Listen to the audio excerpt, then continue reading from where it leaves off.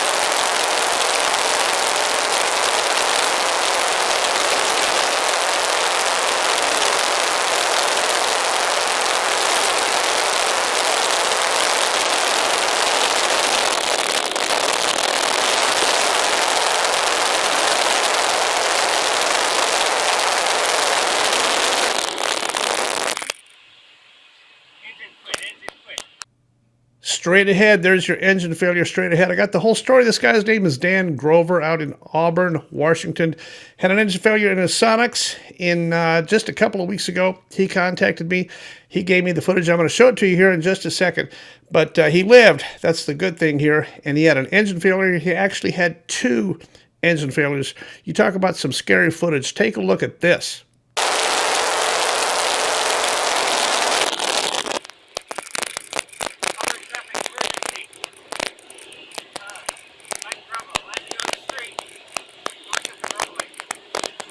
So that was the first engine failure. After he adjusted throttle a little bit, the engine came back and he was able to climb a little bit. He cleared the power lines, continued on to the north, taking off to the north at Auburn. He got up a little bit higher, and then the engines just simply stopped. This is what he got at the very end.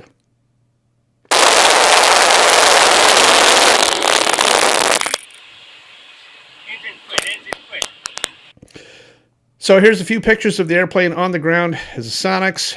Only one person on board. Tiny little airplane. He did a good job. He landed the airplane. He went straight ahead.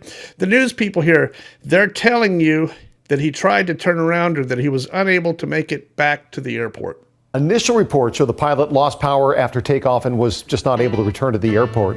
No, we don't want to go back to the airport. We want to land someplace off field. We want to go straight ahead.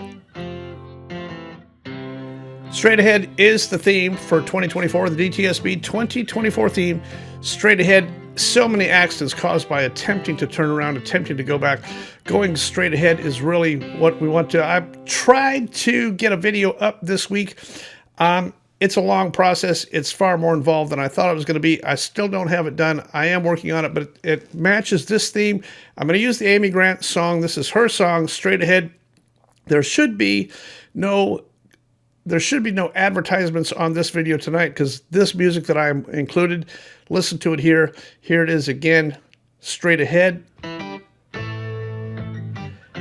So I did all this with my guitar. Straight Ahead. That's what I'm going to try to use for this theme going forward. Let's take a look. I got 3 interviews coming up on this video. I'm going to save one of them for the very end, but I'm going to show you an interview with a 21-year-old airline pilot, a 21-year-old female airline pilot. I hate to draw the distinction to the fact that she is female, but that's quite the credential, and she worked for this.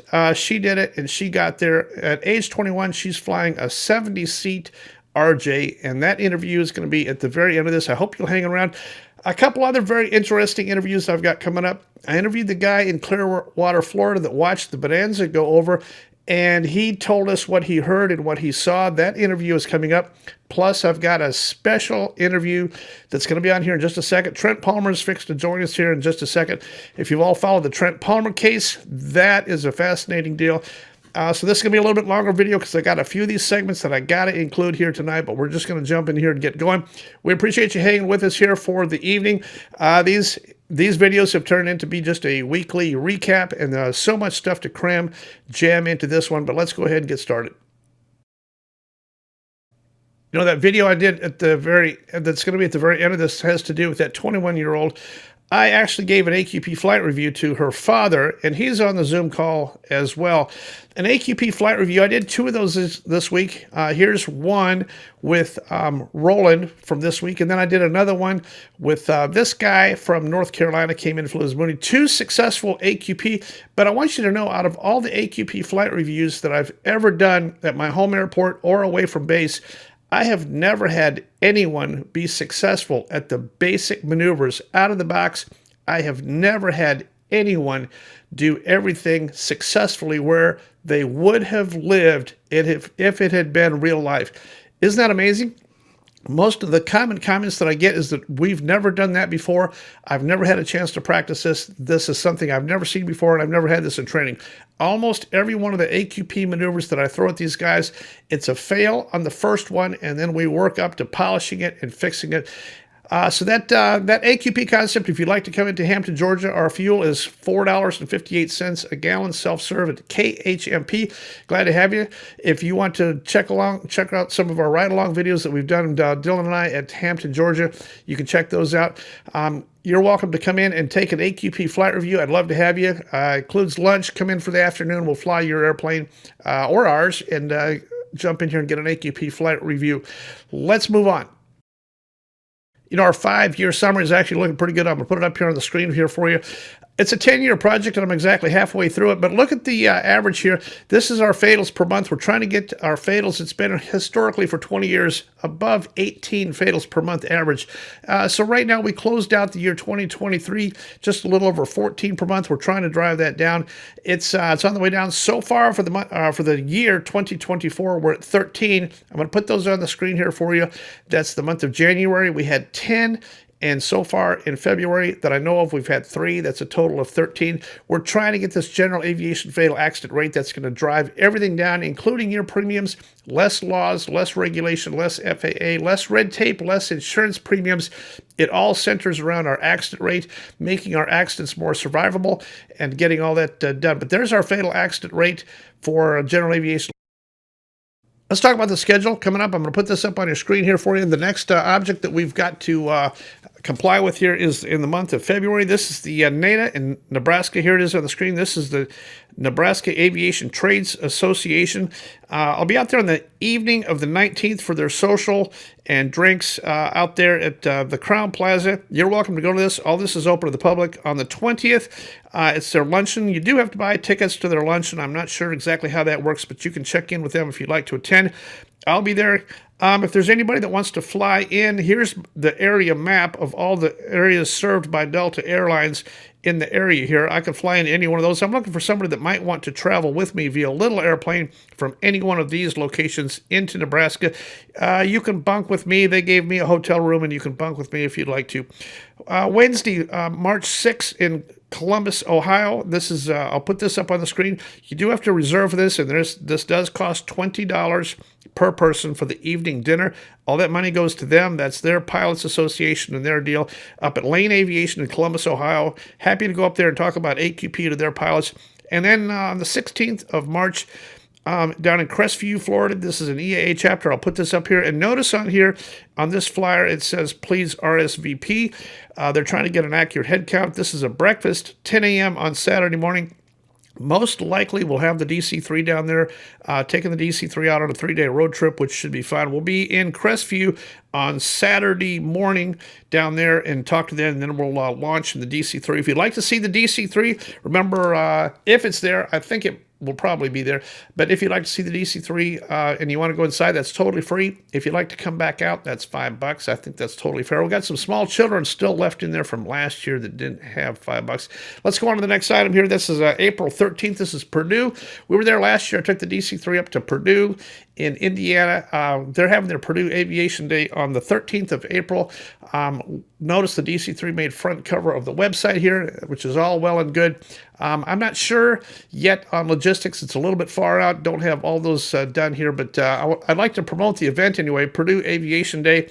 This is the home of Amelia Earhart. And also, while I'm on the topic of Amelia, you've noticed that Amelia was in the news again this week for a possible find. Here's a picture of it. Here's a graphic of what they found on the ocean floor. This, to me, I don't think this is anything. I hope they'll send their rover back down there again to check it out. I don't think this is going to be anything of any significance, but we'll find out. I'm as curious as anybody on Amelia Earhart. I think she ran out of gas. I think she sank out there in the ocean someplace. I don't know that we'll ever find anything. The ocean has a habit of swallowing up things and turning them into tiny little itty-bitty pieces of flaking metal after 70 years out there. I don't know that that airplane in salt water would ever still be intact. Who knows? Maybe it is, but we'll be curious to see what happens on the Amelia story. Anyway, April 13th up at Purdue. We invite you to come out. It's free. If you notice on the banner here, check it out. It is free if you want to come up there and see us at Purdue. You know, we do all this stuff, make all these videos. These videos are monster to create. I do the ones on Sunday night that are only up for 6 days. Then I do the other ones that stay up for a long time. They take a lot of effort. I do all my traveling. I don't ever charge. If you'd like me to come and visit your location, I'm happy to do that. I don't charge an appearance fee and I don't charge money. If you'd like to donate to help support my efforts, my travel, and buying tacos and gas on the road, I appreciate that. Here's 4 ways of doing it. You can do that very easily electronically. Zelle, PayPal, Cash App, Venmo. I suggest $1, $2 if you really like it, but that's plenty. If I had 50 or 75 people to give me $1, it would help out a lot because it doesn't really cost me very much to go do these things, and just a little bit of funding helps go a long ways on stuff like that. Let's go on and take a look at where we're going next here. You know, one of the things that I did 2 videos on here, I'll show a link and a screenshot here. There's a new concept out here that ForeFlight has manufactured called Right Teardrop for the Left Downwind. What they're doing is encouraging these young pilots that are children of the magenta line to follow this magenta line. They're drawing a right-hand turn in a left-hand traffic pattern over the top of the airport and a right descending turn to join the left downwind. Well, I don't think ForeFlight had it in mind that these students are actually following the magenta line, because what they're doing is they're descending, turning right head-on with oncoming traffic in the traffic pattern. Not only is it a hazard, this is dangerous. I think it's a liability problem for ForeFlight. You get somebody out here that follows that magenta line exactly with no warning or no advisory on this thing. I have seen so many close calls. These people are following their ForeFlight iPads, following this magenta line. They're turning right and descending on the left downwind. I got 2 videos that explain this, and I'll show the graphic on here right now. This is just an example of what it looks like when this airplane is turning and heading towards a, as an example, we put a Learjet in there head on with this airplane, and there's the point of impact right there. I don't like the idea, and I think it needs to be improved. You know, we're still working on our Griffin toxic water series, our whole part there, our part 16 complaint. My buddy Elliot Stone out in California is helping with this entire process. It's still in the works. Griffin, Georgia just had amazingly a huge water tank leak this week. Their town water tank burst and became structurally unsafe and burst water out the bottom of it for unknown reasons. I mean, I've never heard of this. Only in Griffin could you have even more water problems. Right now, city officials are working to figure out why. Witnesses say they first noticed water bursting from the tower on Wednesday afternoon. This is right behind the old Coca-Cola factory in Griffin. Employees in that area had to evacuate. The city manager says crews are working to figure out why it happened. They did look at the tower. They don't think it's going to fall. Elliot Stone is an attorney. He's a pilot, aviation, pretty well an expert on all things aviation related. Legal-wise, he's on our advisory committee for DTSB, and he's helping with our Part 16 stuff. He's got a section on his website concerning FAA Part 16 complaints. This is the stuff that your airport is doing illegally at federally funded airports that you should know about. If he can help you, here's his website. I recommend him. He's a very knowledgeable guy. And here's a picture of his graphic and contact information for contacting Elliot Stone. You know, in other news, it was just announced that Mark Baker would be stepping down from the chairman-president role at AOPA. $1.6 million, almost $1.7 million per year annual salary plus benefits and insurance for Mark Baker. The board finally had enough of that, and enough of you wrote, enough of you canceled memberships. I encourage you to cancel your membership with AOPA until they learn to fly right. The salary for the CEO at AOPA should be no more than $400,000. I even think $400,000 is a little bit rich for somebody who is truly invested and wants to help the community. This is not a money thing. Mark Baker hasn't done anything for us. He's made $1.6 million. AOPA has paid his expenses and taken care of his personal caravan. All those kind of things I totally disagree with. And enough of you spoke up, wrote, and canceled memberships. I think it's having an effect. I've got lots of insider rumors and innuendos. I have no idea. I can't go out on a limb and say fact as of right now. All I can tell you is that what I'm hearing is that there have been several board meetings that have not gone good. Mark has been told they can no longer pay him $1.6 million. Something's got to change. Mark turned in his resignation and said, that's fine. I'll take my golden parachute and have a nice day. He's out of here. They're going to find a replacement. I'll guarantee you that the new replacement salary for whoever they elect to go into that position is going to be significantly less. If it's not, all of us are going to throw a conniption fit. This is our agency. AOPA used to be a good function. They've lost their way. They've lost their mind. The entire thing is all about them, and enough of you agreed with me. I think we finally made a difference on AOPA. Let's go ahead and talk about Boeing. Boeing next. This Boeing door plug, I'm really upset about the whole Boeing thing.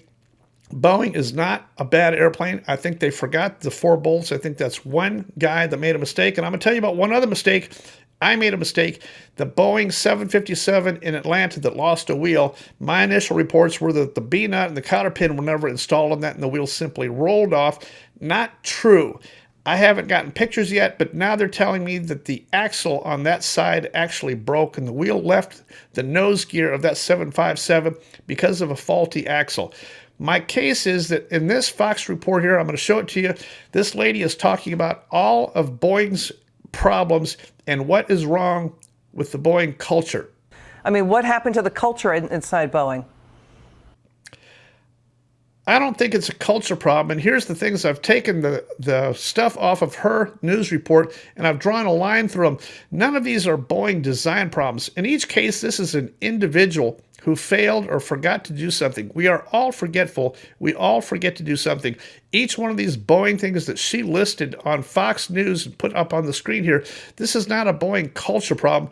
Boeing has a good culture. They've cut some corners because of lack of oversight, but Boeing builds a good airplane. It's a solid airplane. These airplanes have been flying around out here for a lot of years with billions of hours on them. Boeing builds a solid airplane. This is an individual back in Renton, Washington, that forgot to put the 4 bolts back in after he took the door out. Yes, it's a paperwork trail problem and a slight issue here on who does it and who goes behind and who looks after it and all that kind of thing. But this has nothing to do with the design of the 737. The design is the design. One individual forgot to put the 4 bolts back in. Some of the bolts were actually missing on that door when it left the factory? When the plane left Boeing's factory, the bolts appeared to have been already missing? How did that happen? One more little side note on the Boeing story. Notice this Alaska door plug thing happens on the 5th of January. Where's our NTSB report on it? Here's the screen grab. NTSB, no preliminary, no docket, no conclusion, no recommendation. We got nothing from NTSB. The entire world knows that somebody forgot to put the 4 bolts back in. It'll be 2 more years before NTSB ever figures out that that's what the deal is and can come to terms with publishing a report and a recommendation. The recommendation is we probably ought to have somebody else looking over your shoulder and checking the paperwork, and whenever one of these plugs is open, ought to have a backup guy with an extra set of eyes take a look at that. That would be a good recommendation to have. We don't need that recommendation 2 years from now, Jennifer. We need it now. It's fairly simple. The entire world has done your work for you. The bolts were never installed, and that's all it is. Here's another airplane, November 416 Alpha November. It landed hard in Hawaii. I think it's ironic that all 6 flight attendants complained of injuries. OJI, they want time off in a lawsuit. None of the passengers were injured. The flight attendants are actually in a more durable, comfortable seat, belted in with shoulder harnesses, but all 6 of the flight attendants reportedly sustained injuries. The airplane did stay on the ground in Hawaii for about 6 days after this. It's back out there flying today. Actually, right now, it's on the way back from Mexico, someplace, South America, something. If you want to take a look at FlightAware, here's the graphic of where November 416 Alpha November is right now. It's on the way back up here. Hard landing? Yes, probably. A junior pilot, we're seeing more and more and more junior ATC, junior pilots, junior mistakes, amateur hour, all over the place. Is it going to make a mistake? Yes, it is. And here's the reason. It's because our FAA and our NTSB are allowing people to be given jobs that don't actually deserve them. Even our FAA guy, the main guy that Biden was trying to put in to run the FAA, was shut down by a guy named Senator Budd. Here's just a sample of Senator Budd's interview grilling questions for the proposed FAA #1 boss guy. Check this out. So, Mr. Washington, can you quickly tell me what airspace requires an ADS-B transponder? Quickly, please. Thank you for the question, Senator. Not sure I can answer that question right now. So what are the 6 types of special use airspace that protect this national security that appear on FAA charts? Quickly, please. Sorry, Senator, I cannot answer that question. Okay. So what are the operational limitations of a pilot flying under basic med? Well, thank you for the question, Senator. I'm not a pilot, so But obviously you'd oversee the Federal Aviation Administration. So any idea what those restrictions are under basic med, quickly? well, some of the restrictions I think would be high blood pressure. Some of them would be It's more like how many passengers per airplane, how many pounds in different categories, and what altitude you can fly under. So, and then amount of knots. It's under 250 knots. So, it's not having anything to do with blood pressure. Stall spin accidents are a particular concern for general aviation safety advocates. Accidents involving an unintentional stall account for nearly 25% of fatal aviation accidents. And these happen at spins at low speed and low altitude, and they're particularly dangerous. Can you tell me what causes an aircraft to spin or to stall? Again, Senator, I'm not a pilot, but I would lean on our career employees and our safety folks within the FAA. Mr. Washington, what are the 3 aircraft certifications the FAA requires as part of the manufacturing process? Quickly, please. 3 aircraft certifications. Again, what I would say to that is that one of my first priorities would be to fully implement that Certification Act and report back to this committee. You know the 3 types, Mr. Washington? The 3 types? Okay. Yeah, that's type certificate, production certificate, and airworthiness certificate. Now that brings me down to the Trent interview, Trent Palmer. I'm going to bring him online here next. But this has to do with the total overall erosion in FAA oversight and FAA's prioritization on doing the wrong thing, looking to the wrong places to try to find violations and things that don't make any difference. This case is huge. Trent's interview that I'll show you here on the screen here in just a second also involves his Zoom call with Senator Budd from North Carolina. And Senator Budd is now behind this. We've got to get this corrected. I want you to go back and look at Trent's video from just a few nights ago. After that video came out, he and I talked, and we decided that we would do a little video update to kind of clarify a few things in Trent's video that did not get clarified. Trent is not a cowboy doing something wild and crazy. This is, we do these kind of flying things in out here in the backcountry all the time. That's what these airplanes were made for. Trent's airplane was never aimed at anybody's house or person or property. The whole thing only weighed 1,200 pounds at the time of the flyby. The whole thing is completely absurd. Let's cut to the chase here. This is a little bit long, but not bad. Hang with me. Check this out. This is the interview with Trent Palmer. Well, it's Sunday night, and just happened to be on the phone on a Zoom call with Trent Palmer. You know, I followed this case. This is of interest to everybody, especially me, but pilots nationwide should sit up and pay attention to this. Trent Palmer, he's out there flying his little backwoods airplane, his 1,200-pound Kit Fox out doing his thing.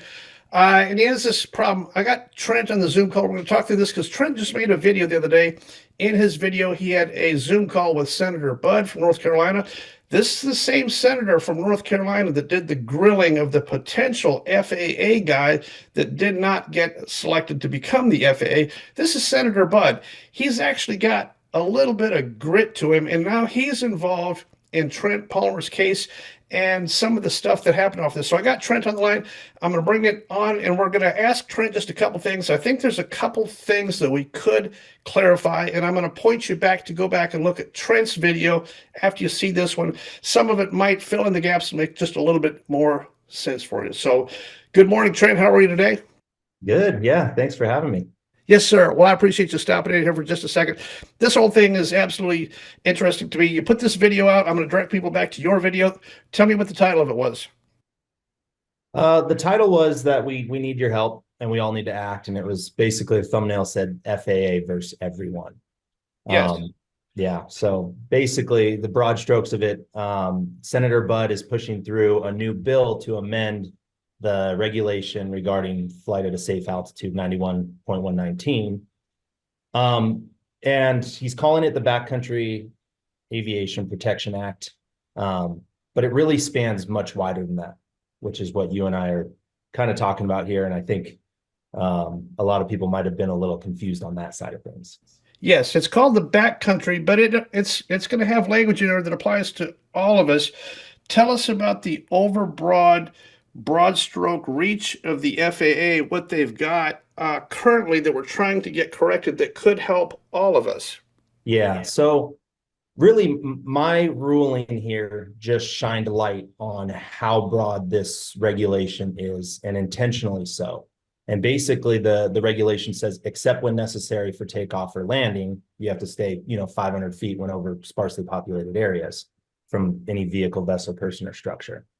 The except when necessary for takeoff or landing, that exception is what my arguments and my defense has been based on from the start. I mean, I knew I was within 500 feet of structure, but I also knew it was a necessary part of a landing procedure. The issue with this regulation is because they don't really define what's necessary for takeoff or landing, and also the way that the FAA interprets exceptions, they lay the burden of proof on the pilot. So if you say your defense is based around one of these exceptions, you're guilty until proven innocent. So it's kind of backwards. Yes. The way they've got this set up, you were guilty unless you could prove yourself to be innocent via the exception. Yeah. And then, talking to Senator Budd's team, it doesn't sound like any pilot ever has been able to utilize the exception as part of their defense and have it heard and have it get them off. So essentially it serves no value. There's no case law where someone was able to use that defense and actually win. Yeah. So the thing that you guys are working on, your case came to light because this thing happened. How long was it between the actual event and your trial? Talk me through the timeline on this thing. Yeah. So gosh, I'd have to look back, but I don't even remember what year it was. I want to say it was 2019 or 2020, but my first notification was within a week. I think I got a phone call asking a couple questions, but then I got that certified letter in the mail, the letter of investigation. Right. From then on, I think, I was pretty quick to say, no, we're appealing this. And it took another, I think, good 2 years until we actually got a hearing scheduled and were able to do the hearing. Yeah, so the event happens, 2 years goes by. You had to hire an attorney, had jumped through all these hoops.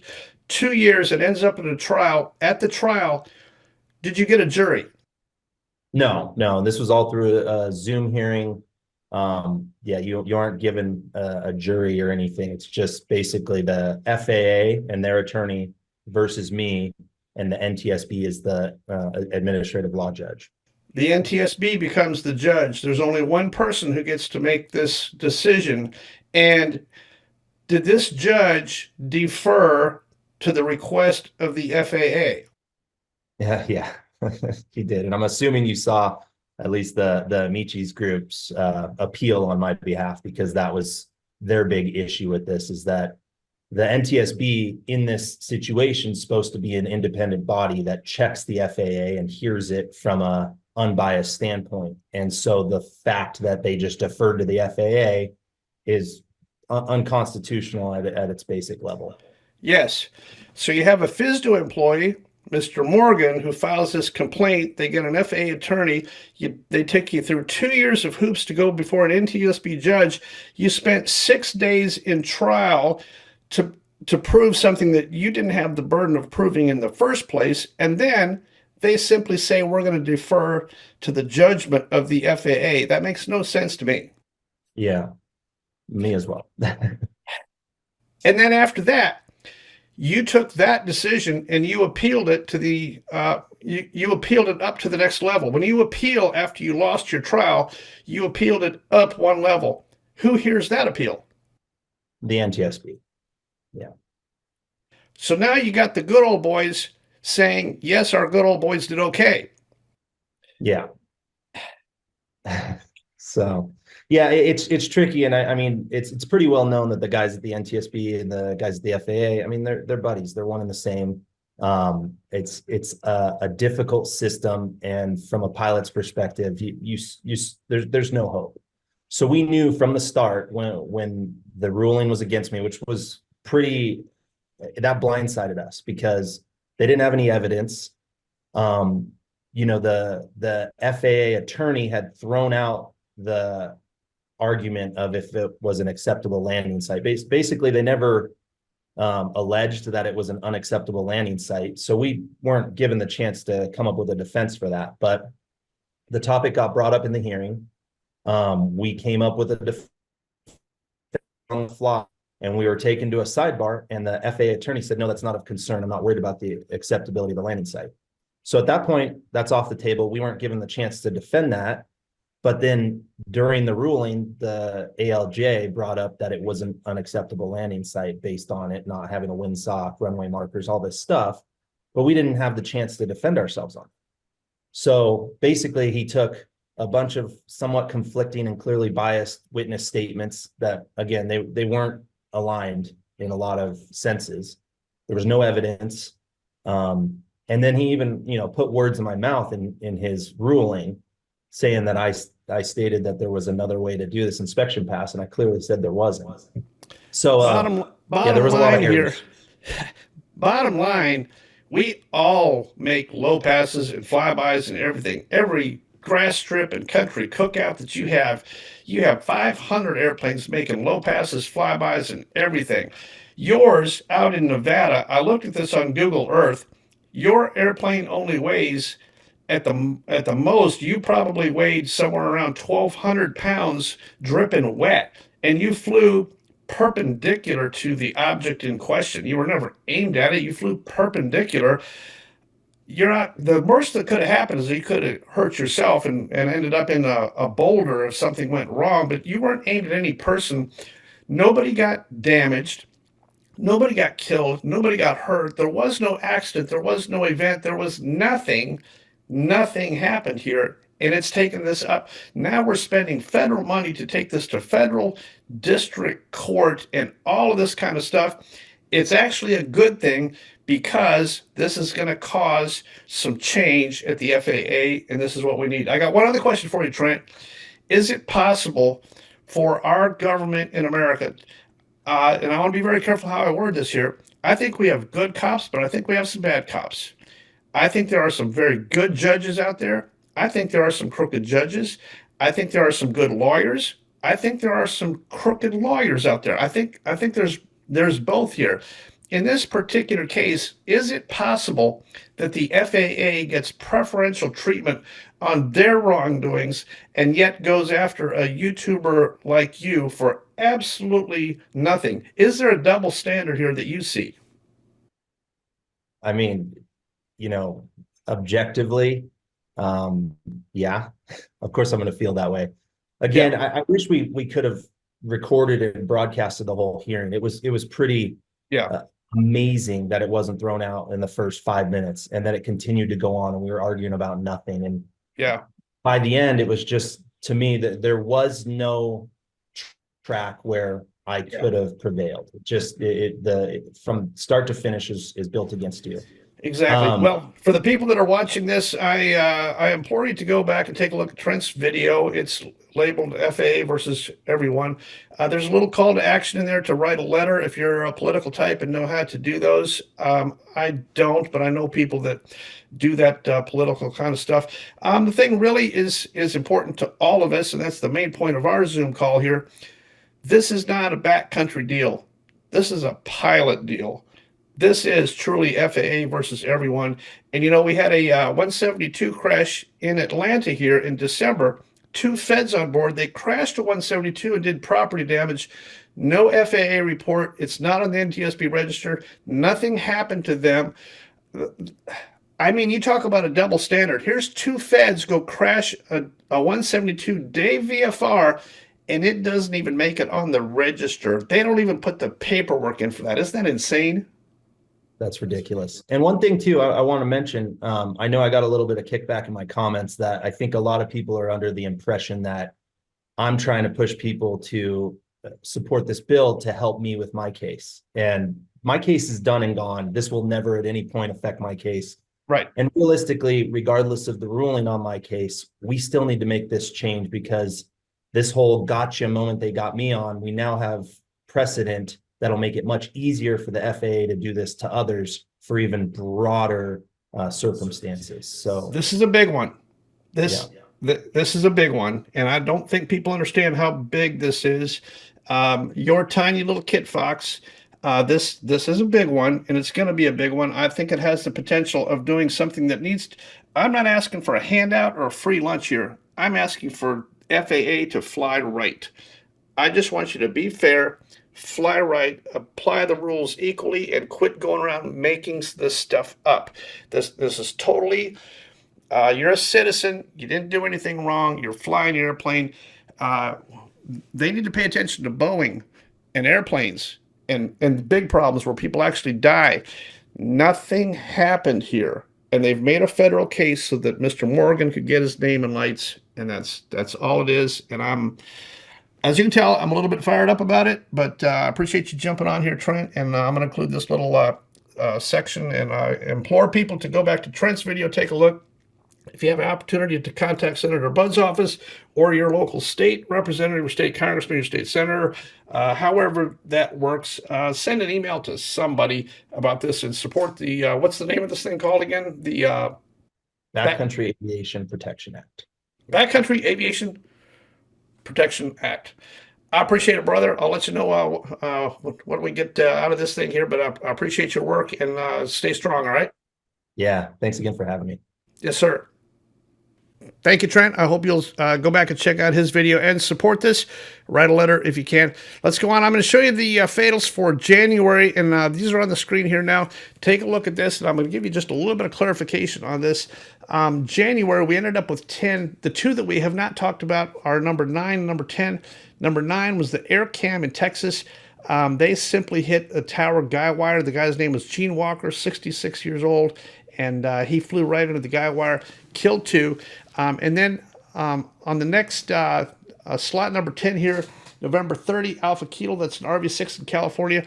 This is the guy doing the mini air show. Jack Kamenowski, 75 years old. He only put 16 gallons in his airplane, and he made 3 flights. Jack's flight pattern was always the same. He always did the same thing. He always came out and did these super high-speed takeoffs, aggressive climbs with 20 degrees nose up. Everybody out there knew it. He's always done this in his RV. This particular time, his engine quit when he was about 20 degrees nose up, and it stalled. He was not able to lower the nose fast enough. I don't know if it ran out of gas or if he ran a tank dry or whatever he did, but Jack is 75 years old and he's now dead. He did this. The crazy thing is that this type of flying in a towered field has been allowed to go on for forever. There ought to have been somebody stepped in before now and says you can't fly like that. If you lose your engine at 20 degrees nose up, you're gonna stall, you're gonna spin, you're gonna hit the ground vertically, which is exactly what he did. Jack narrowly missed hitting a car out there, not good, and that person is actually going to be okay. But this type of flying, there's a situation where FAA should have stepped in and said, we want to take a look at the way you're flying at this controlled tower.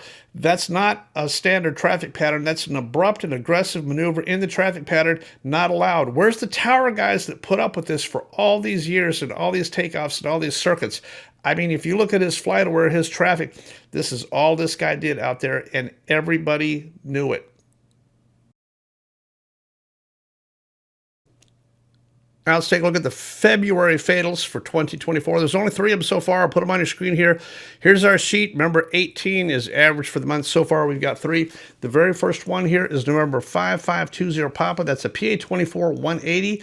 In Alabama. Night VMC takeoff, Nathan O'Connell, 35 years old. He made a night takeoff at 1 a.m. He landed about noon. He stayed on the ground about 12 or 13 hours. He made a night takeoff. After takeoff, I think he got up above the runway lights and he simply lost track of what was earth and what was sky. Remember, night VFR is IFR most of the time. And I want to go back and take a look at January. This accident down here in Florida. This is the number 7 on this one, November 737 Victor Charlie 172 in Florida. This was Mo Benenke, 51 years old. This is also over the swamp. This is night VFR. It turned IFR. They lost their horizon and didn't pay attention. They were in a descent and did not see it and did not know. There's nothing wrong with the airplane. Night VFR is IFR. Keep that in mind. I don't want you out there at night in the first place, but this is all that happened. Here's the second one on the list for February. This is November 887 Charlie. This is the Cougar. This is up in Pennsylvania. Sam Ganau, 65 years old. This is from the show Rebuild Rescue. This is the Cougar that they went and bought on eBay from Michigan, flew it back over. I don't know about you, but I've watched a little bit of this Rebuild Rescue stuff. The whole thing is shady and doesn't make a lot of sense to me. Everything is poorly done, amateurly done, not fixed right. This engine, I want you to take a look at the graphic on this. Here's a video cut that I sliced from them before they took their videos down. Here's the right engine, and on this takeoff that Sam made, the right engine failed. The right engine was found, not feathered, but stopped, and not a scratch on it. The right engine stopped and was not producing power, and it was not feathered. The left engine was making power and impact, and it's curled. The right engine was not. Sam lost his right engine. He turned right. I want you to go straight ahead, Sam. Straight ahead. Put the gear up and fly the speed and go straight ahead. This is all that happened. Here's a screen grab of the compressions on the right engine right here. Check out this segment from when they're checking the right engine on this Cougar. You know, I did a little video with Dylan the other day in another airplane. We did a single engine takeoff in a twin, an intentional. I chopped his mixture right after rotation, had him fly straight ahead. Look at the number of times in this video that I tell him to go straight ahead, go straight ahead. A little left, raise to dead. We're just going to go straight ahead. Right? Straight ahead.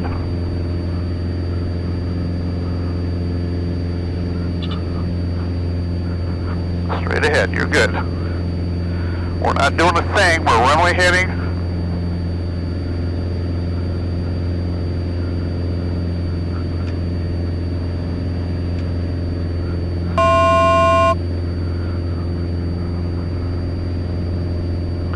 We're going straight ahead. Nose down, we're going to get a little more speed here. Just a little more speed.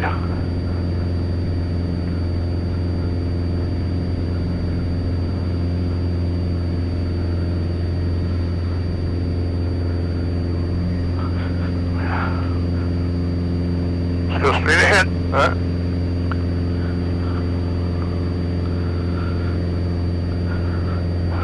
All right, you got blue on plus a little bit, that's fine. You're going to stay runway heading. Okay. You're 600 feet climbing. If you want to go back and look at this video, it's a fascinating multi-engine. I don't do this. I don't recommend. I don't want you to go do this, but I wanted to show you that if you do things right and know what you're doing, you can, at the worst possible second, you can lose the engine. Another 180 horse engine on this airplane that I did this. I failed his right engine with the mixture control right after takeoff. We flew straight ahead. We put the gear up, flew the speed, and went straight ahead. We are not turning. We are going straight ahead. That's what Sam should have done. He allowed that engine to pull to the right. It's a VMC rollover, and down you go. There's no fixing that. He did not aim to miss that neighborhood. Sam was out of control. The VMC roll, it hit where it was going to hit. He had no control at the very end. He did not intentionally aim to miss anything. He simply didn't fly straight ahead, carry enough speed. He did not get his failed engine feathered. He didn't know the procedure. He didn't do the procedure. This is on Sam for not being ready. I am sorry, but you have to be ready for an engine failure. He had plenty of altitude and plenty of speed. He should have been able to handle this no problem. The very last one is this V-35 down in Florida. I got a call from, as I normally do, I got a call from somebody associated with it. I'm going to play that interview next, but this V-35 flown by this guy, it happened to hit the trailer. Here's a picture of the two ladies that were inside. They were unrelated, but they were very good friends. Ironically, this trailer in Florida had 10 people in it just a few minutes before this impact. This could have been a 13 fatality accident. Instead, it was a 3. We got really lucky on this. He overflew the airport. He was going into Clearwater. He made a left-hand turn, and I'm going to cut to the chase and show the Zoom interview of the guy that watched it go over and what he heard, and I'll put the graphics in here to show you this. This is simply mishandled abnormal. He did have an engine abnormal of some kind, but he had lots of options. He ended up stalling this airplane. It stalled, pull hard left, nose down. This airplane hit the trailer almost vertically. The occupants and trailers to either side of this one are actually okay. They got a little bit of residual fire damage, but the only impact was a direct hit on this particular trailer, almost like a bomb straight from above. That's how these things end up. Let's listen to this interview that I happened to catch with Scott. Scott, Sam Brook reached out to me, and he was an eyewitness to the airplane going directly over the top. So I'm going to bring him online via Zoom, and we're going to talk briefly to Scott, who is a pilot and fairly experienced and knows a little bit about airplanes. So we'll jump into that Zoom call. Scott, welcome, and thanks for jumping in here with us here today. Hey, Dan. Thanks for having me, and hoping I can give you a little insight here. Yes, sir. I appreciate it. You've provided a couple graphics. I'm going to put those on the screen here in just a minute. But basically, you're down in Florida. You flew your Cirrus down there. You got your wife and 2 kids. You're in Florida. You're outside minding your business, and you happen to hear this airplane go over. So talk me through what you heard and what you saw.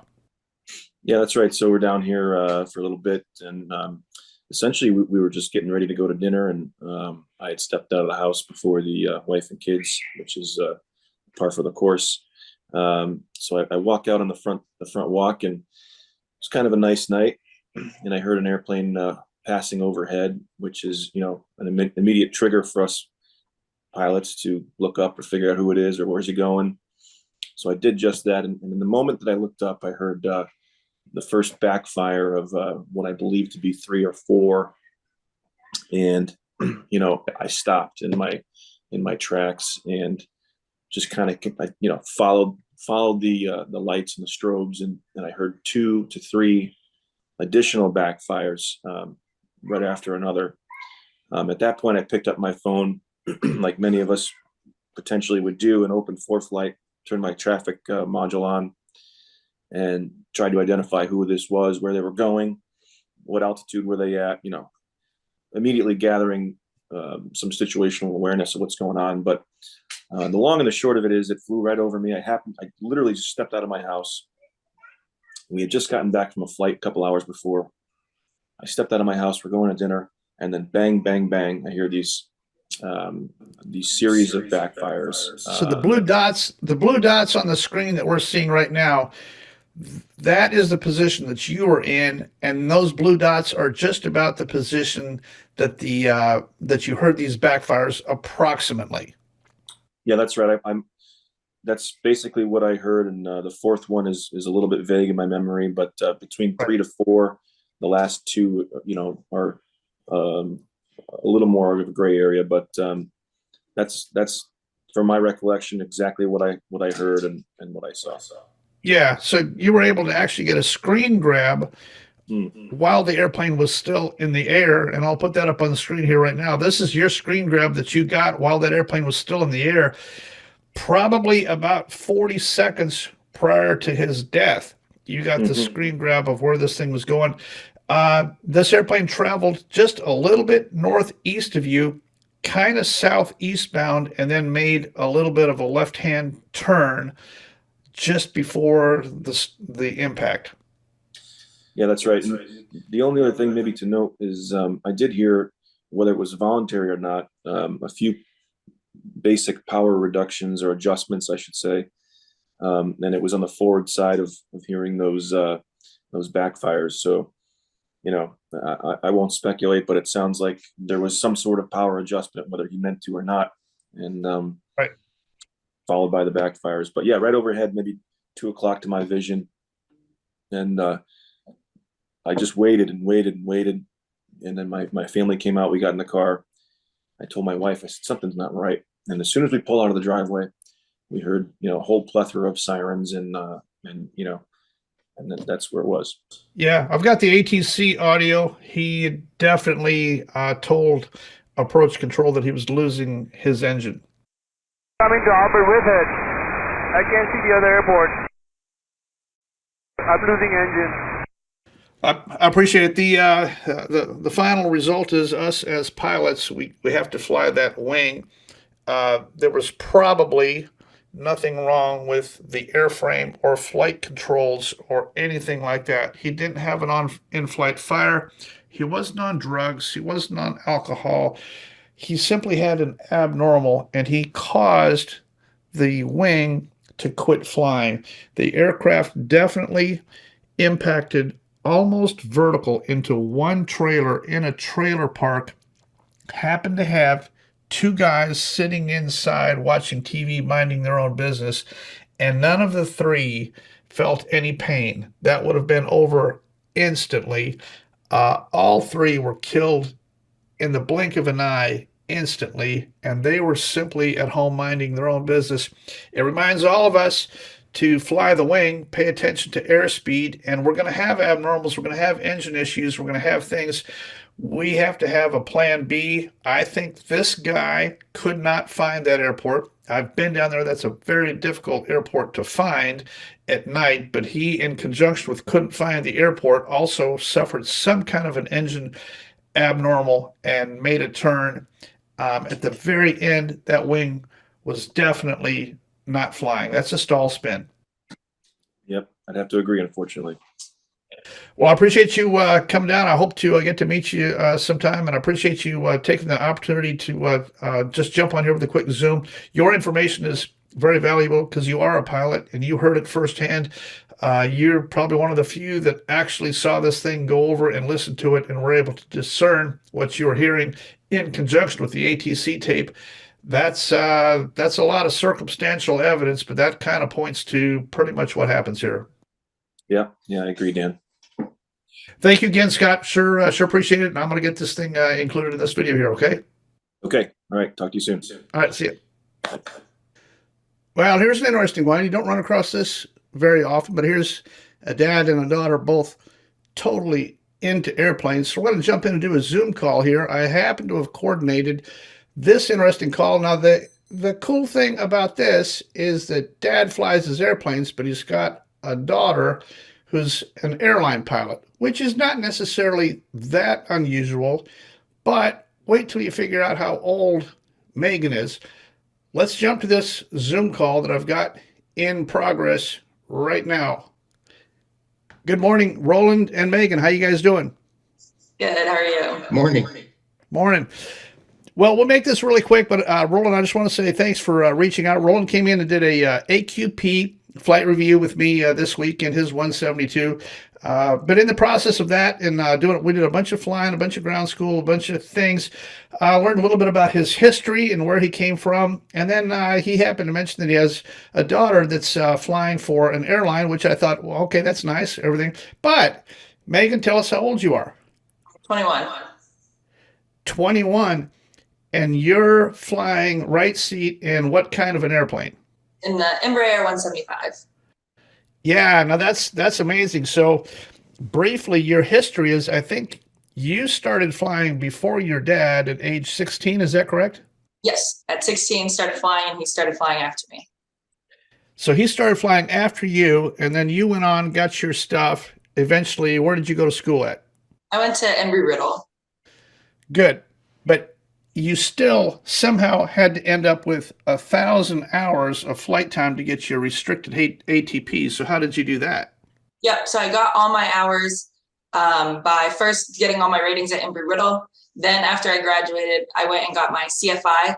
And so I instructed for the remainder of my hours. I think I started instructing around 500 hours and then instructed for another 500 hours to get to my 1,000. And then also did a lot of GA flying in my dad's airplane, instructing out of that airplane or going flying all around the US. I went from like Florida to Texas in the 172. I went on just a bunch of trips trying to get a lot of hours. So both the GA flying and the CFIing.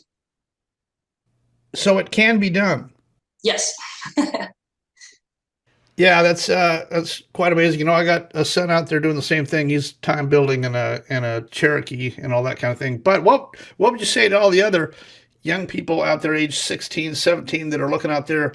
They don't have to go to Embry-Riddle. You kind of went above and beyond on that. But ending up at a major airline at age 21 is an accomplishment. Is it possible for young people to end up in the seat that you ended up with the 5-year plan? Yeah, absolutely. I mean, if people want to start flying super young, definitely think they should, like 16, 17. But even then, I know people that have gotten all their hours in 2 or 3 years. It's really just about the drive and the commitment that people put in.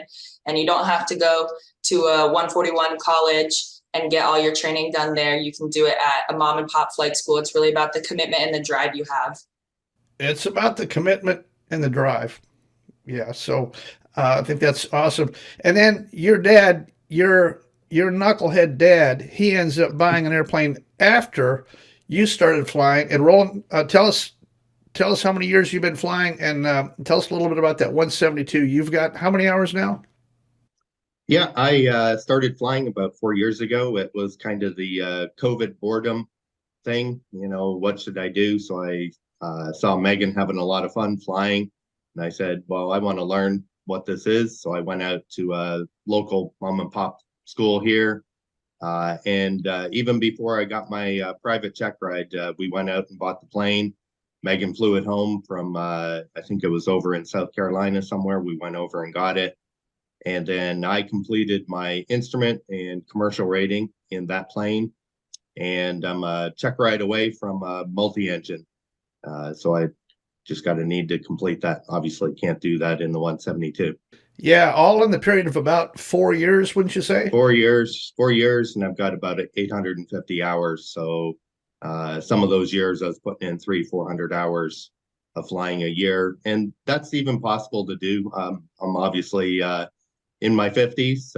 I work, but it's still possible to get out there and fly. And, you know, if you want to look at an alternative potential retirement job after your normal job, then I think the flight is potentially an option. Yeah, well, you at 850, if you finish your commercial multi-instrument, I've got jobs for you.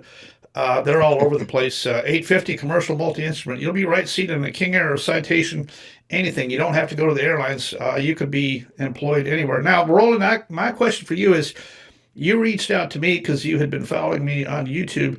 You wanted to come in and do a flight review, which is fine. You wanted to do AQP. So you flew your little airplane down this week, and we flew in your airplane. This question is for both of you, Megan and Roland. The things I did to you, which specifically was a rejected takeoff, I closed your throttle at 300 feet after takeoff. I put you over the top of the airport at 3,500 feet and I closed your throttle.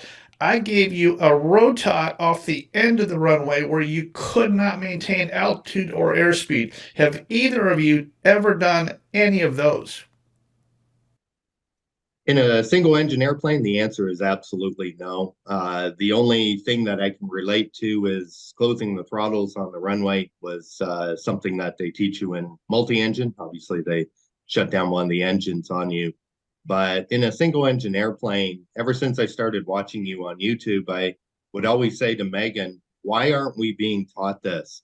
We're getting a private pilot ticket, an instrument ticket, commercial rating, and no one ever is teaching us about what would happen if the engine quit or all these other scenarios. The only thing I can relate it to is in commercial, we have to do a power off 180, which is essentially you're on downwind and your instructor will pull the power, you pull the power, and you have to land pretty much on the 1,000-footers.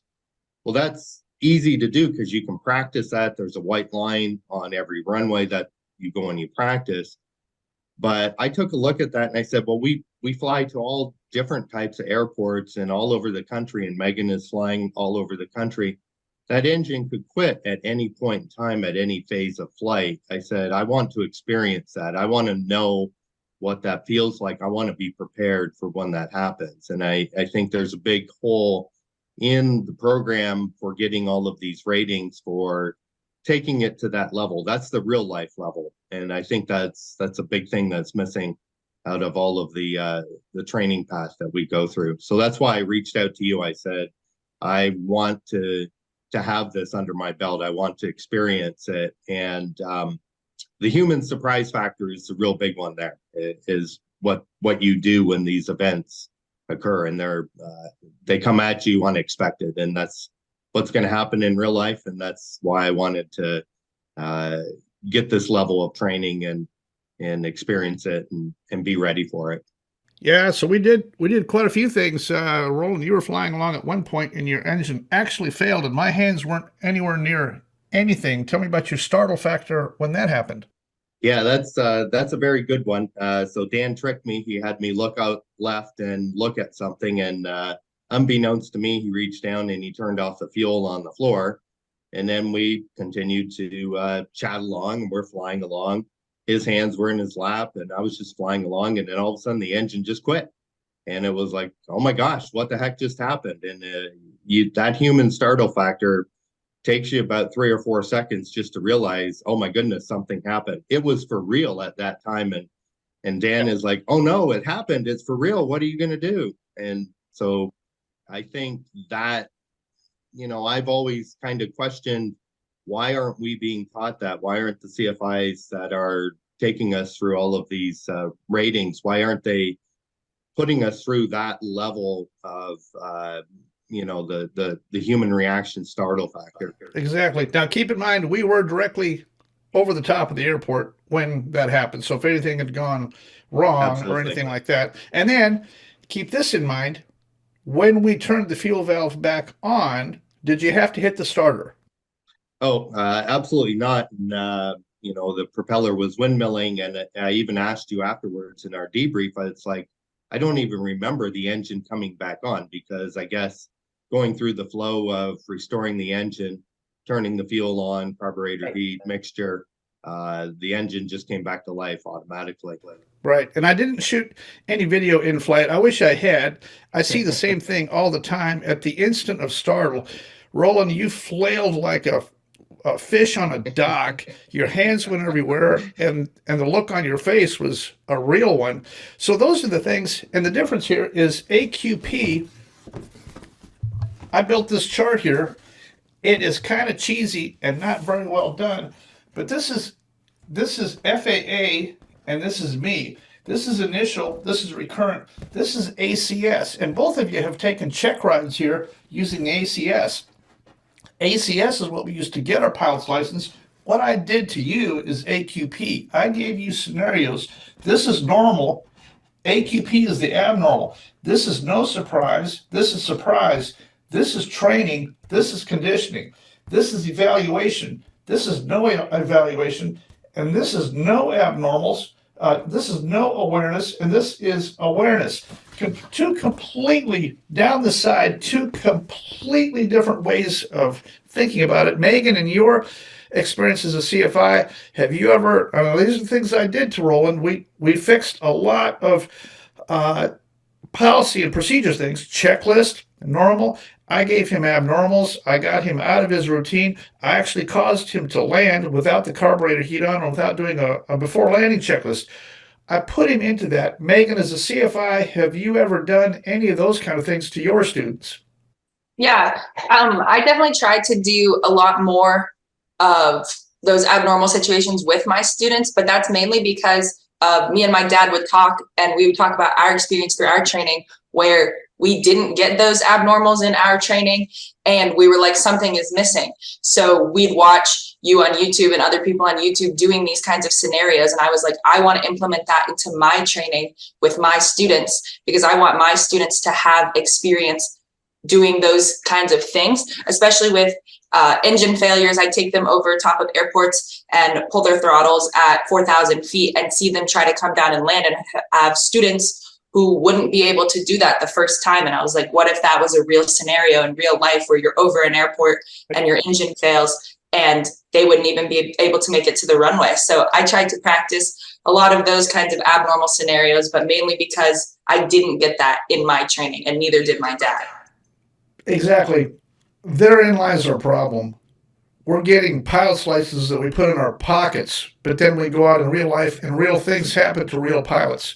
So that's where we've got a real problem here. And AQP is a voluntary program of becoming self-aware of these scenarios that are definitely going to happen to you while you're flying. And I appreciate both of you. We're going to jump off of here and go on to the next segment, but I appreciate both of you taking just a minute. Roland, I appreciate you coming down and flying your airplane. We stepped through a whole bunch of stuff. Was it worth the trip? Absolutely worth the trip, and looking forward to doing it again. My suggestion is for people to do it more often than the minimum required. Obviously, this was a biannual flight review, but I explicitly requested to have the AQP flow. And then afterwards, I said I'd like to see this being done like almost every 6 months. I would relate it to almost like an instrument proficiency requirement. I think this is more like just a standard flight requirement to go through and review all the procedures, keep you current. Exactly. That's what it is, Roland. I gave you an RTO. I gave you 3 ROTOTs. I gave you at least 3 LOTOTs. I put you over top of the airport at least 3 times and closed your throttle. We did all of those maneuvers. We did inadvertent IMC. We fixed your checklist. We fixed your flow. We fixed your procedures. We fixed your before taxi checklist. All the things that were good. And you were a very strong pilot. Very strong. Yeah, I commend you on you. You are well studied and you were strong, but we also fixed about 50 things here that were not right either. And I think we made you at least a little bit more bulletproof. A little bit better. A little bit more bulletproof on those scenarios so that you can both stay alive and enjoy flying and family and everything for many, many more years to come. Appreciate it, Dan. Thank you very much. Yes, sir. Thanks for jumping on here. We'll see you guys. Yeah, Thank you. That's it for tonight. I appreciate you hanging in here with us. I know it's been a long video. Appreciate your support, and I want you to remember, go straight ahead. I'm going to get this song burnt into your brain. It's the Amy Grant song, Straight Ahead. And here's the lyrics to it. Straight ahead, there's no left or right. Straight ahead to your heart. For my tiny little itty-bitty fledgling YouTube channel, Dan Grider, Probable Cause.